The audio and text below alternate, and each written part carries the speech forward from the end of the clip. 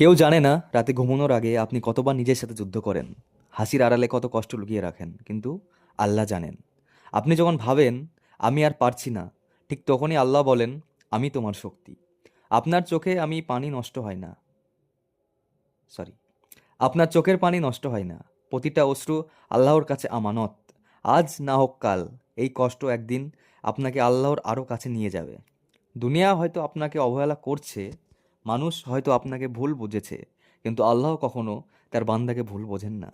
ভেঙে পড়বেন না, কারণ তিনি আপনাকে কষ্ট দিয়েছেন। ভেঙে পড়বেন না, কারণ যিনি আপনাকে কষ্ট দিয়েছেন তিনিই আপনাকে তত শক্ত করে তুলবেন। সবর রাখুন, রব খুব কাছেই আছেন।